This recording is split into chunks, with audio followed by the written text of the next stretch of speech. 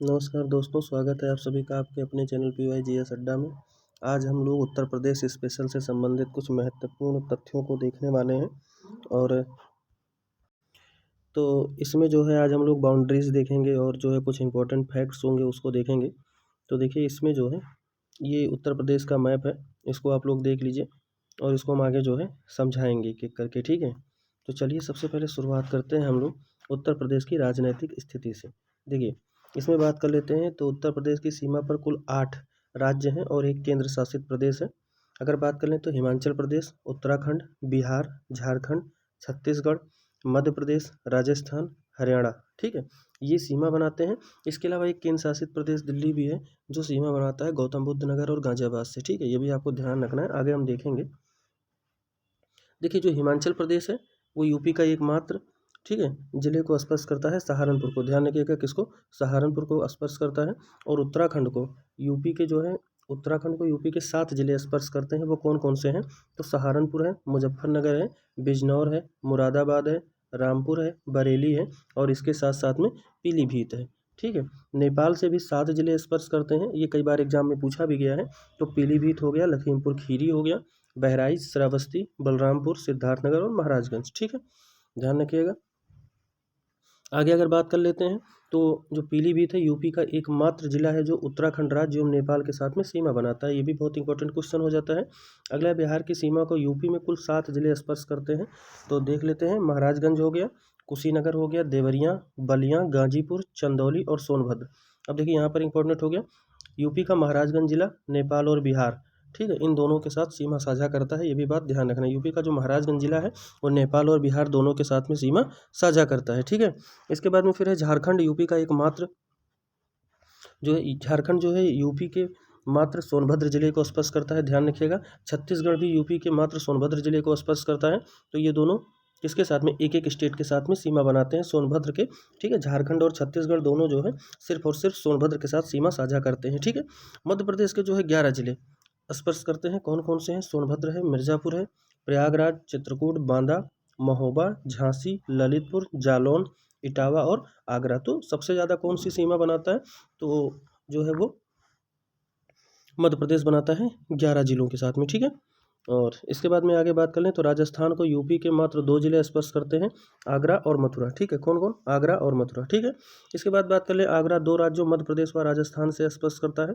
हरियाणा को उत्तर प्रदेश के 6 जिले, हरियाणा को उत्तर प्रदेश के कितने जिले? 6 जिले, मथुरा, अलीगढ़, गौतम बुद्ध नगर, बागपत, श्यामली और सहारनपुर। केंद्र शासित प्रदेशों की बात करें तो मैंने बता दिया था, गौतम बुद्ध नगर और गाजियाबाद, ठीक है? इसके बाद में सोनभद्र कुल 4 राज्यों से सीमा बनाता है। तो देखिए बिहार हो गया, झारखंड हो गया, छत्तीसगढ़ हो गया और मध्य प्रदेश हो गया, ठीक है? ललितपुर एक ऐसा जिला है जो तीनों ओर से मध्य प्रदेश से घिरा है। ध्यान रखिएगा, काफ़ी इंपॉर्टेंट है। और आगरा 2 राज्यों को स्पर्श करता है, मध्य प्रदेश और राजस्थान को। मथुरा 2 राज्यों को स्पर्श करता है, राजस्थान और हरियाणा को। गौतम बुद्ध नगर भी हरियाणा, दिल्ली की सीमा को जो है स्पर्श करता है।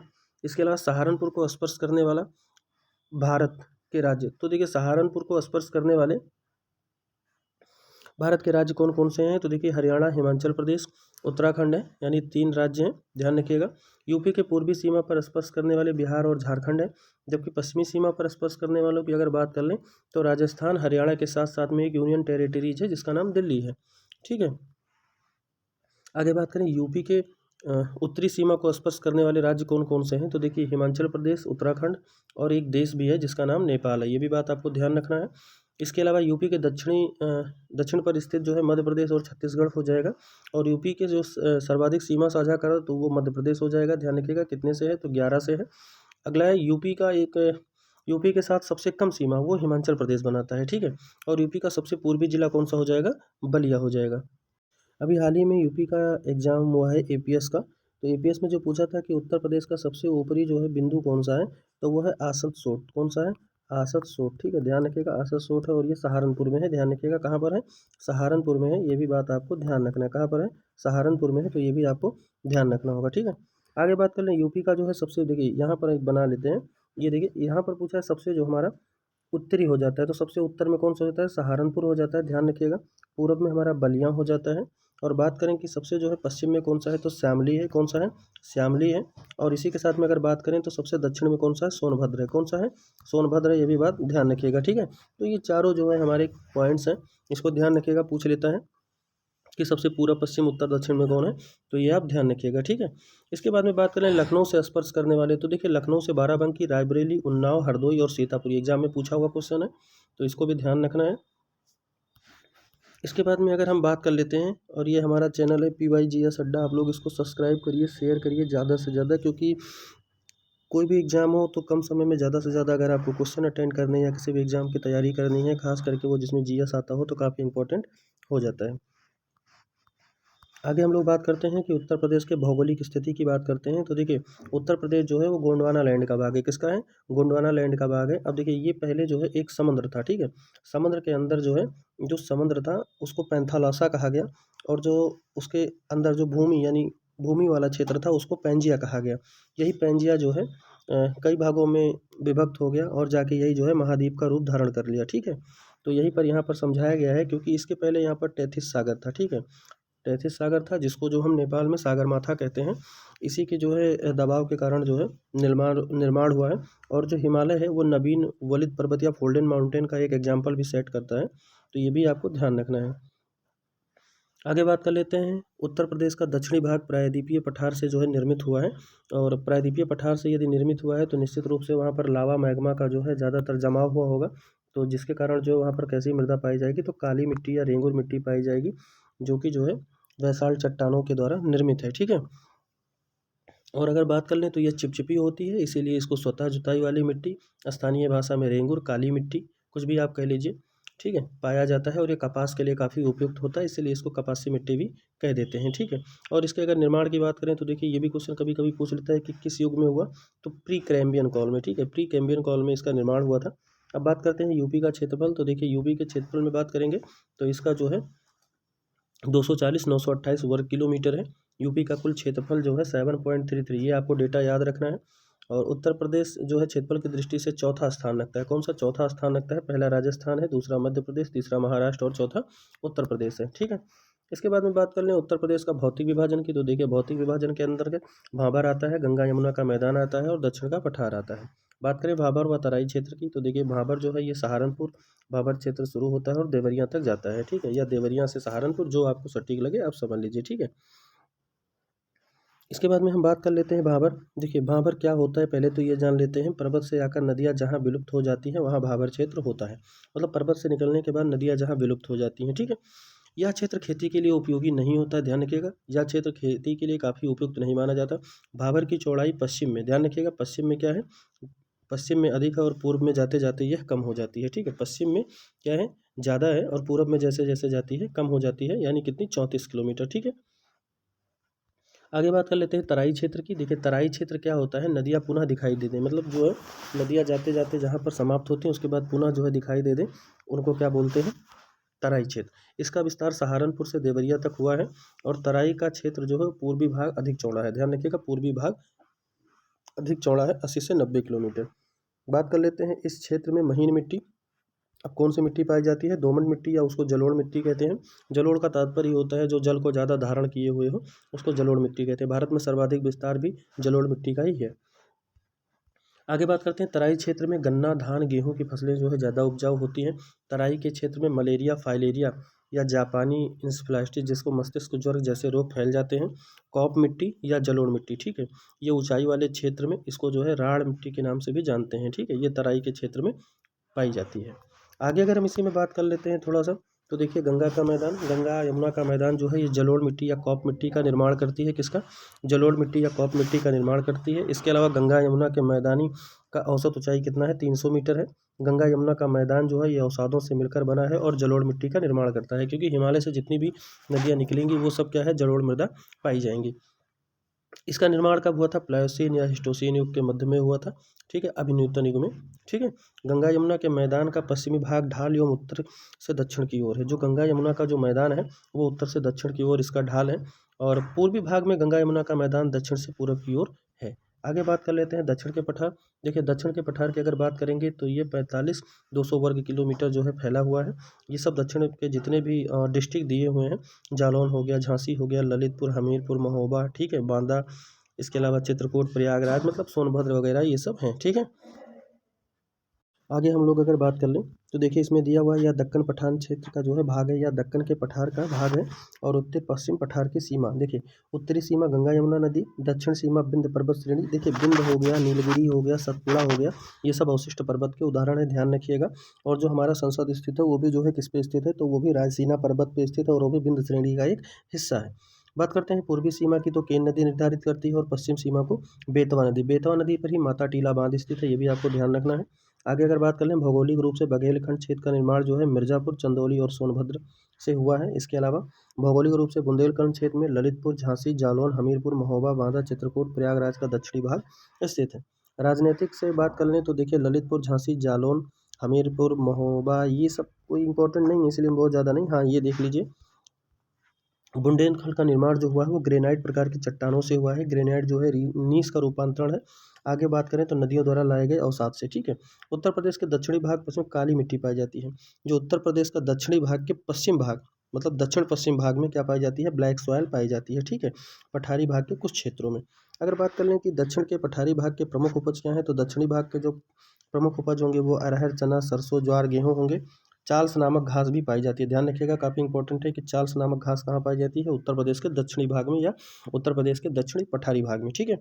आगे बात कर लें सोनापार की पहाड़ी, तो सोनापार की पहाड़ी मिर्ज़ापुर, चंदौली, सोनभद्र में स्थित है। इसके अलावा रामगढ़ की पहाड़ी मिर्ज़ापुर और सोनभद्र के मध्य में स्थित है।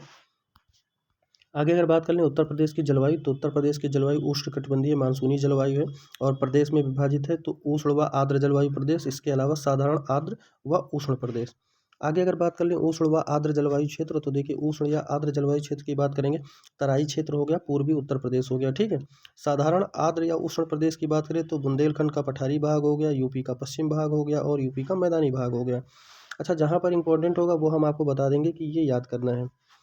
आगे बात करते हैं यूपी में ऋतुएं। देखिए कर्क रेखा के नज़दीक होने के कारण, ठीक है, ग्रीष्म ऋतु कब होता है, मध्य मार्च से मध्य जून तक, ठीक है, बुंदेलखंड क्षेत्र में कर्क रेखा के नज़दीक होने के कारण, ठीक है। औसत अधिक तापमान 36 से 39 डिग्री होता है, न्यूनतम जो है 21 से 23 डिग्री होता है। सर्वाधिक गर्मी, ठीक है, झांसी और आगरा में, सबसे कम गर्मी ये कहाँ पड़ती है, तो बरेली में पड़ती है, ठीक। आगे बात कर लेते हैं शीत ऋतु में। देखिए शीत ऋतु में समय नवंबर से फरवरी तक होता है, सबसे ठंडा माह जनवरी का होता है, और शीत ऋतु में उत्तरी पश्चिमी और उत्तर प्रदेश में औसत टेम्परेचर 10 डिग्री सेल्सियस होता है। और शीत ऋतु में वर्षा शीतोष्णकटिबंधीय चक्रवातों यानी पश्चिमी विक्षोभ से होती है। किससे, पश्चिमी विक्षोभ से होती है। बात कर लें वर्षा की, तो देखिए वर्षा जो है मानसूनी हवाओं से यूपी में वर्षा होती है। अगर आगे इसमें हम बात कर लेते हैं तो देखिए जो वर्षा के संबंध में अगर बात करें तो सर्वाधिक वर्षा हमारा कहाँ पर होता है, गोरखपुर में होता है, बस आपको इतना ध्यान रखना है। और सबसे कम वर्षा जो है वो मथुरा में होता है, यही आपके लिए सर्वाधिक इंपॉर्टेंट है। बाकी यहाँ पर कुछ ज़्यादा इंपॉर्टेंट है नहीं, तो इसको मैंने ऐसे छोड़ दिया है। आगे अगर बात करते हैं कि देखिए यहाँ पर दिया हुआ है कि यूपी में सर्वाधिक वर्षा होती है, तो यूपी में सर्वाधिक वर्षा दक्षिण पश्चिम मानसून से होती है, ये बात ध्यान रखना। और यूपी में सर्वाधिक वर्षा होती है बंगाल की खाड़ी शाखा से, ठीक है। आगे बात कर लें अरब की शाखा से यूपी में वर्षा बुंदेलखंड क्षेत्र में होती है, बंगाल की खाड़ी की शाखा से भी वर्षा होती है, पर ज़्यादातर किससे होती है, तो वो अरब सागर की शाखा से होती है। ये यहाँ पर देख लीजिए, समझ लीजिए, ठीक है। ये यहाँ पर पूरा हमारा क्लाइमेट समझाया हुआ है। ये जो हमारा चल रहा है ये उत्तर, ठीक है, ये हमारा पश्चिम उत्तर है, ठीक है, इधर से होती है, ये गर्मी वाला है, और जो इधर से इधर होके आती है, ठीक है, उत्तर पूरब, ये हमारा जो है ठंडियों में यहाँ से वर्षा होती है। बात कर लेते हैं मृदा की। देखिए मृदा के यहाँ अक्षय, गाद, चिकनी मिट्टी सब दिया हुआ है, इसको हम लोग समझते हैं। देखिए रेत और गाद, ठीक है, रेत प्लस गाद, ये चिकनी मिट्टी, रेतीली दोमट मिट्टी होती है, ये सब आपसे नहीं पूछेगा, तो इसलिए हम लोग इसको एक बार देख लेंगे और आगे बढ़ जाते हैं। देखिए रेतीली या मरुस्थलीय मिट्टी, रेत की मात्रा सर्वाधिक होती है, गाद मिट्टी में गाद की मात्रा होगी, चिकनी मिट्टी है तो सबसे छोटे कण की अधिकता होगी। यानी कि आपको चिकनी मिट्टी ध्यान रखना है कि मिट्टी में सबसे छोटे कण किस में होंगे, तो वो चिकनी मिट्टी में होंगे। बात कर लेते हैं भाबर क्षेत्र की मृदा। इसका निर्माण कंकड़ पत्थर जो होते हैं उनसे होता है, और यह उपजाऊ नहीं होती है। अब देखिए जो सबसे इंपॉर्टेंट है वो है दलदली क्षेत्र। यह दलदली क्षेत्र है, इसकी मुख्य उपज कौन सी है, तो इसकी मुख्य उपज धान, गन्ना और गेहूँ है। यह गाद मृदा पाई जाती है, और इसमें कमी किसकी होती है, फास्फेट की, अधिकता नाइट्रोजन और जैविक पदार्थों की होती है। बात कर लेते हैं मध्य के मैदानी क्षेत्र में मृदा। देखिए मृदा जो होता है, अब इसको देखते हैं। नवीन जलोढ़ मृदा, प्राचीन जलोढ़ मृदा, लवणीय मृदा, क्षारीय मृदा, मरुस्थलीय, भूण और काली मृदा। ये इतनी प्रकार की मृदा जो है पाई जाती है, इसको भी आप लोग ध्यान रखिएगा। आगे हम लोग बढ़ते हैं मध्य के मैदानी क्षेत्र की मृदा। इसमें भी नवीन मृदा है, प्राचीन है, लवणीय है, क्षारीय है, मरुस्थलीय, भूण और काली मृदा है। बात करते हैं खादर के मृदा की, बात कर लेते हैं। यहाँ प्रतिवर्ष बाढ़ आता है, इसीलिए इस क्षेत्र में नवीन जलोढ़ मृदा पाई जाती है। इस मृदा का रंग जो है हल्का भूरा व राख के रंग का होता है। निर्माण महीन कणों से होता है। रेतीली, दोमट और गाढ़ी मिट्टी, ठीक है। जल धारण करने की क्षमता भी अधिक होती है। और इसमें कमी किसकी होती है, आपको ध्यान रखना है, नाइट्रोजन, ह्यूमस और चूना की। बात कर लेते हैं अधिकता की, तो पोटास, फास्फेरिक और जैविक पदार्थों की मात्रा सर्वाधिक होती है, ठीक है। अन्य नाम देख लेते हैं इसके, तो अन्य नाम बलुई मिट्टी, सिल्ट या गाढ़ी मिट्टी, उसके अलावा दोमट, मटियारी मृदा। बात कर लेते हैं बांगर क्षेत्र की। देखिए इस क्षेत्र में बाढ़ का जल नहीं पहुंचता, इस क्षेत्र में बाढ़ का जल नहीं पहुंचता। यह प्राचीन जलोढ़ मृदा होती है। यूपी के पूरब में इसे उपहार मृदा कहते हैं। क्या कहते हैं, उपहार मृदा कहते हैं। यह मृदा ज़्यादा परिपक्व होती है नवीन जलोढ़ मृदा की तुलना में। यह परिच्छेदिका का विकास होने लगता है। कमी इसमें नाइट्रोजन, ह्यूमस और फास्फोरस की होती है। उपज खाद प्लस सिंचाई, रबी खरीफ जायद तीनों फसल इसमें होती हैं। बात कर लेते हैं क्षारीय मृदा की। देखिए क्षारीय मृदा की अगर बात करें, देखिए सेवन के जो लेफ्ट साइड में चलता है वो एसिडिक नेचर का होता है, और जो सेवन के राइट साइड में चलता है वो बेसिक नेचर का होता है। और जो अच्छी मृदा की पीएच वैल्यू होती है वो 6.5 होती है, ये भी बात आपको ध्यान रखना है। बात कर लेते हैं लवणीय मृदा की, तो वो 7 से 8.5 के बीच में होता है। जबकि बात कर लेते हैं अगर एल्काइन सॉइल की, तो देखिए एल्काइन सॉइल जो होता है उसकी पीएच वैल्यू 8.5 होती है, ठीक है। इसमें सिंचाई और जिप्सम उपजाऊ अधिक हो सकती है, जबकि ये अनुपजाऊ होती है, ठीक है। उत्तर प्रदेश में 10% लवणीय व क्षारीय मृदा पाई जाती है। और किस क्षेत्र में पाई जाती है वो भी देख लीजिए। अलीगढ़, कानपुर, एटा, प्रयागराज, जौनपुर, सुल्तानपुर, रायबरेली, इटावा, उन्नाव, प्रतापगढ़। ऊसर की बात कर लेते हैं, लवणीय व क्षारीय मृदा, ठीक है। इसमें मतलब फसल वगैरह नहीं होता बहुत ज़्यादा, तो आप कह सकते हैं धान, गन्ना और बरसीम, ठीक है। रेह, कल्लर या बंजर भी ऊसर को कहा जाता है, तो ये भी आप ध्यान रखिएगा। इसका नाम ऊसर का रेह, कल्लर या बंजर भी हो सकता है। बंजर का मतलब यही होता है जहाँ उपजाऊ ना हो। बात कर लेते हैं मरुस्थलीय मृदा की। देखिए मरुस्थलीय मृदा जो है पश्चिमी जिले में पाई जाती है, अलीगढ़, मथुरा और आगरा में।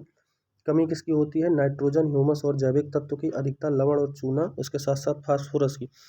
खेती के लिए सिंचाई और जिप्सम की आवश्यकता होती है। भूण मृदा पे आ जाते हैं, बलुई दोमट मिट्टी होती है। गंगा यमुना के मैदान में 10 से 20 फुट ऊंचे टीले को भूण कहा जाता है, ध्यान रखिएगा।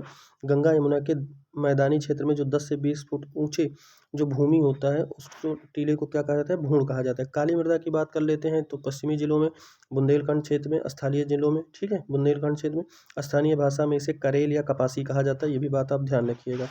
इसके बाद में बात कर लेते हैं दक्षिणी पठार की, जो है दक्षिण के पठारी भाग की मृदा जो है बुंदेलखंड रीजन में लाल और दोमट पाई जाती है, बस आप इतना याद रख लीजिएगा। और इसमें जो उपजाऊ होती है धान, तिलहन, आलू, बाजरा ये सब होता है, ये भी आपको ध्यान रखना है। अधिकता किसकी होती है, लौह तत्व और मैग्नीशियम की। आगे बात कर लेते हैं परवा या पड़वा मृदा, ठीक है। ये जो है जालौन, हमीरपुर और बीहड़ क्षेत्रों में पाई जाती है। इसका रंग लाल से भूरा, ठीक है। उपज में ज्वार और चना होता है। ऐसे ही मार मृदा होती है, ये काली चिकनी मृदा की तरह होती है, इसका रंग काला होता है, ठीक है। गोंद की तरह चिपचिपी होती है। ये सब कोई इंपॉर्टेंट उतना है नहीं, बस आप ध्यान लीजिए कि ये कहाँ पाया जाता है। अगला है राकर मृदा, बुंदेलखंड क्षेत्र में पाई जाती है। बात कर ले भोंटा मृदा, विंध्य पर्वत श्रेणी में पाई जाती है। अवनलिका अपर्दन, यमुना तथा चंबल नदी के क्षेत्र इटावा में। वायु अपर्दन आगरा, मथुरा और इटावा क्षेत्र में होता है, ध्यान रखिएगा। अब बात कर लेते हैं नदियों की। देखिए नदियाँ जो है उत्तर प्रदेश में 3 प्रकार की नदियाँ पाई जाती हैं। सतत वाहिनी, पानी कम या सूखा, और सामान्य सूखा। देखिए गंगा, यमुना, रामगंगा, गंडक और घाघरा ये सब नदियाँ क्या हैं, सतत वाहिनी हैं। जबकि गोमती, सई, वरुणा ये सब जो है कम पानी वाली या सूखी हुई हैं। और सामान्यतः सूखी की बात कर लें, चंबल हो गई, सिंध हो गई, बेतवा, केन, सोन, बघिन, टोंस, रिहंद और कन्हर, ठीक है। सामान्यतः जो यहाँ पर नदियों का प्रवाह है वो उत्तर से पश्चिम, उत्तर पश्चिम से दक्षिण पूर्व की ओर है। अब बात कर लेते हैं इनके प्रवाह की, तो देखिए संपूर्ण उत्तर प्रदेश में समांतर अपवाह है, मतलब एक समान तरीके से बहती है। भाबर क्षेत्र में क्या है, प्रच्छन्न अपवाह है। जबकि गंगा नदी वृक्षाकार, देखिए ये पूछ लेता है गंगा नदी का जो अपवाह है वो कैसा है, तो वृक्षाकार है, ये आपको ध्यान रखना है। बात कर लेते हैं गंगा नदी। देखिए गंगा नदी का जो उत्तर प्रदेश में गंगा नदी की जो लंबाई है वो 1450 किलोमीटर है, ठीक है। अन्य नाम इसके क्या है, भागीरथी है, पद्मा है, जाह्नवी है और देव नदी है। बाएं सिरे से मिलने के बाद यह नदियां रामगंगा, गोमती, घाघरा मतलब इसके बाएं साइड से मिलती कौन कौन सी हैं? रामगंगा, गोमती, घाघरा, गंडक, बूढ़ी गंडक, कोसी और महानंदा है, ठीक है। दाएं सिरे से यमुना हो गई, सोन हो गई, टोंस हो गई, फाल्गु नदी हो गई, ठीक है। इसका उद्गम क्षेत्र जो है वो गंगोत्री ग्लेशियर गोमुख से है। पंचप्रयाग की बात कर लेते हैं तो देखिए पंचप्रयाग में विष्णु प्रयाग है, नंद प्रयाग है, कर्ण प्रयाग है, रुद्र प्रयाग है और देव प्रयाग है, ठीक है। बात कर लेते हैं गंगा नदी बृहद हिमालय, मध्य हिमालय व शिवालिक तीनों श्रेणियों को काटते हुए प्रवाहित होती है। गंगा नदी, ये देखिए काफ़ी अच्छा क्वेश्चन है। गंगा नदी जो है उत्तर प्रदेश में कहाँ प्रवेश करती है? तो बिजनौर डिस्ट्रिक्ट से प्रवेश करती है। गंगा नदी उत्तर प्रदेश के 28 जिलों से होकर बहती है। गंगा नदी उत्तर प्रदेश के 28 जिलों से होकर बहती है। गंगा नदी के किनारे बसे शहर कौन कौन से हैं? तो देखिए कन्नौज हो गया, कानपुर हो गया, प्रयागराज, मिर्ज़ापुर, वाराणसी और गाजीपुर, ठीक है। बात कर लेते हैं यमुना नदी की, तो यमुना जो है वो यमुनोत्री ग्लेशियर बंदरपूंछ नामक स्थान से निकलती है और ये उत्तर प्रदेश में सहारनपुर में प्रवेश करती है, ठीक है। वो बिजनौर में और ये सहारनपुर में, ठीक है। बाएं तट की नदियों की बात करें, हिंडन हो गया, नान हो गया, वरुणा हो गया, श्वशुर हो गया, खंदेरी और हिंद हो गया। दाएं तरफ की बात कर लेते हैं, चंबल, सिंध, बेतवा, केन हो गया। पर्वतीय क्षेत्र से मिलने वाली नदियाँ टोंस हो गया, गिरी हो गया और आसन हो गया। यमुना नदी यूपी के 20 जिलों से होकर गुजरती है। यमुना नदी के तट पर बसे अगर शहरों की बात कर लेते हैं, मथुरा हो गया, वृंदावन हो गया, आगरा हो गया, इटावा हो गया, कालपी, कौशाम्बी, हमीरपुर, बटेश्वर और प्रयागराज। बात कर लेते हैं रामगंगा की। देखिए रामगंगा नदी की सहायक है, ठीक है, गंगा की सहायक है और यह जो है उद्गम कहाँ से होता है? तो इसका दुधातोली उत्तराखंड से होता है और गंगा में मिलती है कहाँ पर? तो ध्यान रखिएगा, ये पूछा हुआ क्वेश्चन है कि रामगंगा कहाँ मिलती है? कन्नौज में मिलती है, ठीक है। मैदानी भाग में प्रवेश करती है और ये कालागढ़ या बिजनौर, ठीक है, यहाँ पर, ठीक है। आगे बात कर लेते हैं कि इसकी सहायक नदी कौन सी है? गंगन है, अरिल है और कोह नदी है, ध्यान रखिएगा। इसके बाद में शारदा नदी की बात कर लेते हैं। देखिए शारदा नदी अन्य नाम काली नदी, गौरी गंगा या महाकाली है। उत्पत्ति मिलाप ग्लेशियर उत्तराखंड से होता है और ये यूपी में पीलीभीत जनपद से जो है प्रवेश करती है। घाघरा की सहायक जो है सीतापुर में मिलती है, सरयू नदी से कहते हैं, क्या कहते हैं? सरयू नदी कहते हैं। या पीलीभीत प्लस लखीमपुर खीरी सीतापुर में प्रवाहित होती है। सहायक नदी गोरी, रामगुन और सूरज है। गोमती नदी की बात कर लेते हैं। इसका उद्गम क्षेत्र जो है मैदानी क्षेत्र फुलहर झील पीलीभीत से हुआ है और ये गोमल ताल या माधव टांडा झील से निकलती है। इसे वशिष्ठ ऋषि की कन्या कहा जाता है, ध्यान रखिएगा, इसे वशिष्ठ ऋषि की कन्या कहा जाता है। गंगा में मिलती है कैथी, यानी कि कहाँ पर? गाजीपुर में, ठीक है। मार्कंडेय महादेव मंदिर, ठीक है। सहायक नदी सई हो गई, चोहा हो गया और सुखेता हो गया। गोमती नदी के किनारे जो बसे नगर हैं वो कौन कौन से हैं या शहर हैं? तो हमारा लखनऊ हो गया, जौनपुर हो गया और इसके साथ साथ में सुल्तानपुर हो गया। बात करते हैं घाघरा या सरयू नदी की। देखिए इसका उद्गम स्थल जो है मापचुंगो ग्लेशियर तिब्बत से है, ध्यान रखिएगा, और इसका उपनाम जो है करनाली, क्या है? करनाली है। इसके अलावा कोठियाड़ी है, ठीक है। सहायक नदियाँ शारदा हो गई, राप्ती हो गई, बूढ़ी गंडक हो गई, तमसा हो गई। 3 देश में बहती है, चीन, नेपाल और भारत में। दूसरी बड़ी सहायक नदी है, ठीक है। और बात कर लेते हैं गंगा नदी की, दूसरी बड़ी सहायक है। पहली तो यमुना है और दूसरी कौन सी है? घाघरा है, ठीक है। आयतन की दृष्टि से गंगा की सबसे बड़ी सहायक नदी कौन सी है? घाघरा। ये काफ़ी इंपॉर्टेंट हो जाता है कि आयतन की दृष्टि से तो घाघरा ही है और लंबाई की दृष्टि से यमुना है, ये भी बात ध्यान रखिएगा, ठीक है। आगे बात कर लेते हैं कि इसके किनारे अयोध्या जो है बसा हुआ है। कौन सा? अयोध्या बसा हुआ है। 1080 किलोमीटर इसकी लंबाई है। इसके बाद में हम बात कर लेते हैं, देख लीजिए ये हमारा जो है अपवाह तंत्र दिया हुआ है, इसको आप लोग अच्छे से देख लीजिए क्योंकि इसको देखना और समझना बहुत ही ज़रूरी है, ठीक है। इसके बाद में हम लोग आगे बढ़ जाते हैं, राप्ती नदी के बारे में देख लेते हैं। देखिए इसका उद्गम स्थल जो है रुकुमकोट नेपाल में है। सहायक घाघरा हो गई, सरयू नदी की सहायक नदी है, ठीक है। बरहज देवरिया में घाघरा नदी से मिलती है, बरहज देवरिया में घाघरा नदी से मिलती है। इसकी सहायक नदी रोहड़ी है, अमी है और अरुण है, ठीक है।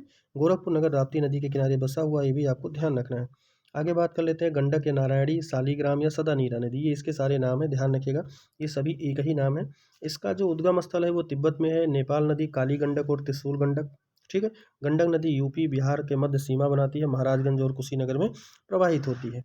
बात कर लें चंबल नदी की। देखिए चंबल नदी जो है जानपावा, ये एक जगह का नाम है मध्य प्रदेश में, वहाँ से होती है महू नामक स्थान से, ठीक है। यमुना से मिलती है, पंचनंदा इटावा। सहायक नदी इसकी क्या है? बनास है, पार्वती है, काली सिंध है। यह नदी यूपी, एमपी और राजस्थान के मध्य बहती है। इसी नदी पर अवनलिका अपर्दन होता है, ध्यान रखिएगा, कौन सी नदी अवनलिका अपर्दन करती है? तो चंबल नदी करती है, ये भी हमको ध्यान रखना है। अगला है बेतवा नदी, कौन सा है? बेतवा नदी है, यमुना की सहायक है। उद्गम स्थल इसका जो श्रेणी पर्वत है मध्य प्रदेश के रायसेन से हुआ है, और सहायक इसकी कौन सी है, धसान नदी है। ठीक है, आगे बात कर लेते हैं केन के बारे में। देखिए केन का जो उद्गम स्थल है वो कैमूर की पहाड़ी से हुआ है मध्य प्रदेश में, और ये यमुना की सहायक है। इसको केन या कर्णवती के नाम से भी जानते हैं। बात करते हैं टोंस नदी की। देखिए टोंस नदी जो है वो गंगा की सहायक है। ठीक है, और गंगा की सहायक नदी है, और टोंस की सहायक जो है वो बेलन नदी है। गंगा नदी जो है प्रयागराज के पास में, गंगा नदी में मिलती है प्रयागराज के पास में टोंस। ठीक है, टोंस जो है प्रयागराज के पास में गंगा नदी से मिल जाती है। बात करते हैं सिंध नदी की। उद्गम स्थल इसका टोंक राजस्थान में है। यमुना से मिलती है जालौन में। कहाँ मिलती है, जालौन में, ये बात भी ध्यान रखना है। आगे बात कर लेते हैं सोन नदी की। देखिए उद्गम स्थल अमरकंटक की पहाड़ी छत्तीसगढ़ से हुआ है। यूपी के सोनभद्र जिले में प्रवाहित होती है। सहायक नदी इसकी कौन सी है, रिहंद है, जोहिला सॉरी, और महानदी है उत्तरी कोयल है। ठीक है, कनहर और गोयल, रिहंद जल विद्युत परियोजना। ठीक है, इसके अलावा गोविंद बल्लभ पंत जलाशय जो है वो भी स्थित है, रेणु झील। ठीक है, आगे बात करें जो भारत है उसका सबसे बड़ा कृत्रिम झील या मानव निर्मित झील कौन सा है, गोविंद बल्लभ पंत जलाशय है। ठीक है, आगे बात करें हिंडन नदी। उद्गम स्थल शिवालिक श्रेणी उत्तराखंड से है। कर ले तो उत्तर प्रदेश के कुछ महत्वपूर्ण जो है परियोजना है उसको भी हम लोग देख लेते हैं। देखिए पहला परियोजना है अर्जुन बांध नहर। ठीक है, ये चरखारी स्थल पर है हमीरपुर में, और ये अर्जुन नदी पर है। ठीक है, अगला है घाघरा नहर, ये मिर्जापुर में है और घाघरा नदी पर है। इसके बाद में हमीरपुर नहर जो है हमीरपुर में स्थित है, यमुना नदी पर है। चंद्रप्रभा बांध, ये काफ़ी इंपॉर्टेंट है, चकिया चंदौली में है, चंद्रप्रभा नदी पर है। अगला है रानी लक्ष्मीबाई बांध, माता टीला जो स्थल है ललितपुर में, वहाँ बेतवा नदी पर है। अगला है पथरई बांध नहर, झांसी में है और पथरई नदी पर है। बेलन टोन्स नहर, ये हमारा जो है रीवा में एमपी में है, बेलन नदी पर है। ललितपुर बांध नहर ललितपुर में है, और ये जो है सहजात नदी पर है। ध्यान रखना है किस पे है, सहजात नदी पर है। इसके बाद में हम लोग थोड़ा सा आगे देख लेते हैं। ठीक है, मेजा जलाशय नहर, मेजा प्रयागराज में बेलन नदी पर है। उर्मिल बांध, ये जो नहर है ये महोबा में है। इसके बाद धसान नहर झांसी में है, बेतवा नदी पर। और नौगढ़ नौगढ़ जो बांध नहर है ये नौगढ़ गाजीपुर में है, और ये कर्मनासा नदी पर है। किस पे है, कर्मनासा नदी पर।